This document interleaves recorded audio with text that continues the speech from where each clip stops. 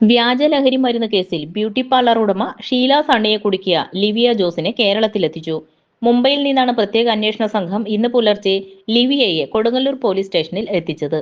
ലിവിയയെ കേസിലെ പ്രത്യേക അന്വേഷണ സംഘം വിശദമായി ചോദ്യം ചെയ്യും. കഴിഞ്ഞ ദിവസമാണ് ദുബായിൽ നിന്നെത്തിയ ലിവിയയെ മുംബൈ വിമാനത്താവളത്തിൽ വെച്ച് പ്രത്യേക അന്വേഷണ സംഘം പിടികൂടിയത്.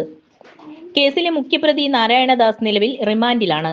കുടുംബ വഴക്കിനെ തുടർന്ന് ഷീല സണ്ണിയുടെ മരുമകളുടെ സഹോദരിയായ ലിവിയ ആണ് ഷീലയെ വ്യാജലഹരി കേസിൽ കുടുക്കിയത്. 2023 ഫെബ്രുവരി 27-നാണ് ഷീല സണ്ണിയുടെ സ്കൂട്ടറിൽ നിന്ന് LSD സ്റ്റാമ്പുകളെന്ന് സംശയിക്കുന്ന 0.160 ഗ്രാം വസ്തുക്കൾ എക്സൈസ് പിടിച്ചെടുത്തത്. തുടർന്ന് ഇവർ 72 ദിവസം ജയിലിലായിരുന്നു. എന്നാൽ രാസപരിശോധനയിൽ മയക്കുമരുന്ന് സാന്നിധ്യം കണ്ടെത്തിയില്ല. ഷീലയെ പ്രതിസ്ഥാനത്ത് നിന്ന് ഒഴിവാക്കി. തുടർന്ന് കേസ് ഹൈക്കോടതി റദ്ദാക്കുകയായിരുന്നു. ഷീല സണ്ണിയും മരുമകൾ ലിവിയയുമായി കുടുംബ തർക്കമുണ്ടായിരുന്നു. ബാംഗ്ലൂരിൽ സ്വകാര്യ സ്ഥാപനത്തിൽ ജോലിക്കാരിയായിരുന്നു ലിവിയ.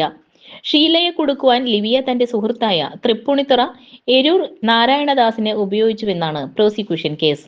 ഷീല സണ്ണിയുടെ സ്കൂട്ടറിൽ സ്റ്റാമ്പുകൾ ഒളിപ്പിച്ച ശേഷം നാരായണദാസ് തന്നെയായിരുന്നു എക്സൈസിനെ വിളിച്ചു വിവരം നൽകിയത്. എന്നാൽ നാരായണദാസ് ആഫ്രിക്കൻ സ്വദേശിയിൽ നിന്നും വാങ്ങിയ LSD സ്റ്റാമ്പുകൾ വ്യാജമായിരുന്നതാണ് ഷീല സണ്ണിക്ക് രക്ഷയായത്. മാസങ്ങളോളം ഒളിവിലായിരുന്ന നാരായണദാസിനെ ബാംഗ്ലൂരിൽ നിന്ന് നേരത്തെ പിടികൂടിയിരുന്നു. പോലീസ് ചോദ്യം ചെയ്യാൻ വിളിപ്പിച്ചപ്പോൾ ദുബായിലേക്ക് കടന്ന ലിവിയയോട് തിരികെ എത്താൻ പോലീസ് ആവശ്യപ്പെട്ടിരുന്നു. ഒപ്പം ലുക്കൌട്ട് നോട്ടീസും പുറത്തിറക്കിയിരുന്നു.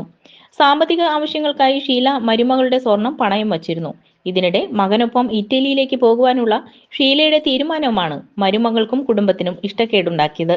ഇക്കാരണമാണ് ഷീല സണ്ണിയുടെ യാത്ര തടയാൻ ലിവിയ മയക്കുമരുന്ന് കെണിയൊരുക്കുന്നതിലേക്ക് നീങ്ങാൻ കാരണമായത്.